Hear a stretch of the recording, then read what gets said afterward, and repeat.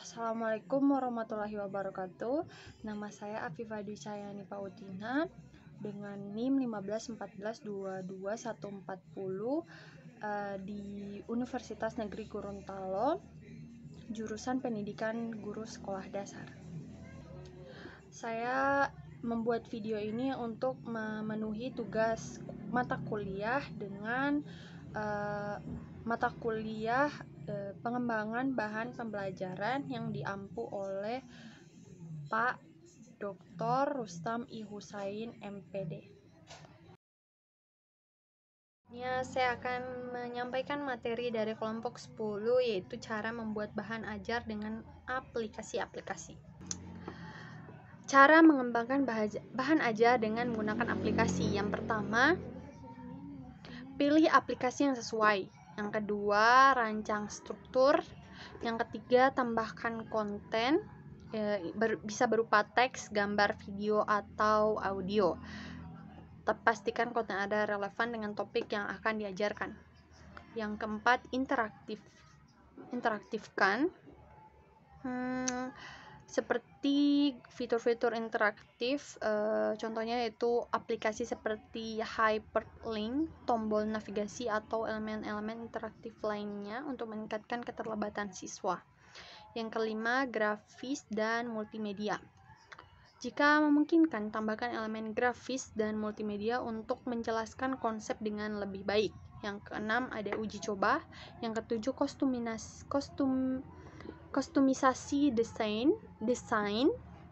Yang kedelapan, simpan dan bagikan. Yang kesembilan, perbarui secara berkala. Yang kesepuluh, evaluasi efektivitas. Ingatlah bahwa penggunaan aplikasi ini dapat bervariasi tergantung pada tujuan dan konteks pembelajaran Anda. Selalu pertimbangkan kebutuhan dan preferensi siswa atau peserta pelatihan Anda dalam mengembangkan bahan ajar. Macam-macam aplikasi yang dapat digunakan oleh guru dalam mengembangkan bahan ajar. Yang pertama itu Microsoft PowerPoint. Yang kedua ada Google Slides. Yang ketiga ada Microsoft Word. Lalu ada Google Document. Yang kelima itu ada Canva. Lalu apa sih dampak penggunaan aplikasi untuk membuat bahan ajar terhadap proses pengajaran dan pembelajaran? Nah, penggunaan aplikasi untuk membuat bahan ajar ini memiliki beberapa dampak terhadap proses pengajaran dan pembelajaran. Di antaranya yaitu kemudahan pembuatan materi, aksesibilitas, interaktivitas. Lalu yang keempat ada pemantauan dan evaluasi. Yang kelima ada pembelajaran mandiri. Yang keenam ada dukungan diverifikasi pembelajaran. Yang ketujuh update dan revisi cepat. Yang kedelapan ada efisiensi administrasi. Nah, dalam yang pertama yaitu kemudahan pembuatan materi itu dapat memungkinkan pengajar untuk membuat materi ajar agar secara lebih cepat dan efisien, termasuk teks, gambar, video, dan interaktivitas. Hal ini dapat menghemat waktu pengajar dalam persiapan pengajaran.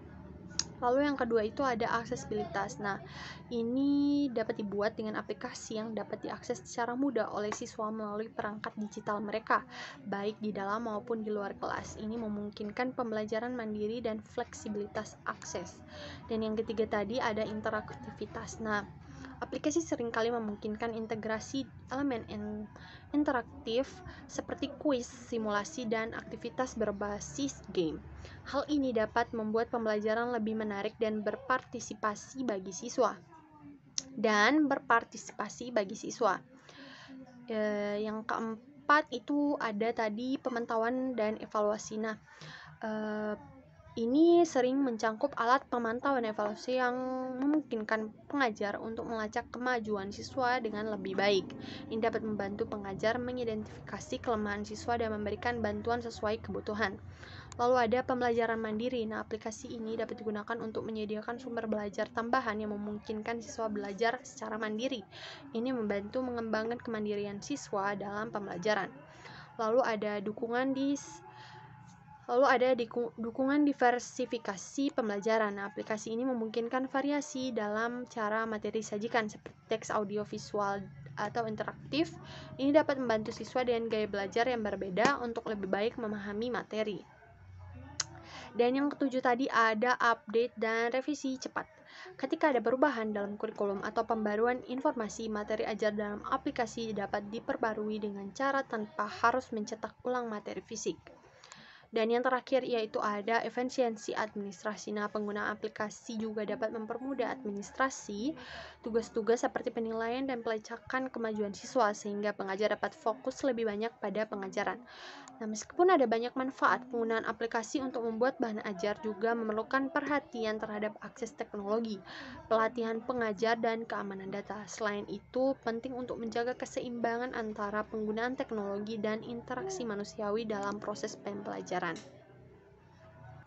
Baik, itulah materi dari saya tentang materi cara membuat bahan ajar dengan aplikasi-aplikasi. Nah, mohon maaf apabila ada salah kata, kurangnya materi atau salah pengucapan.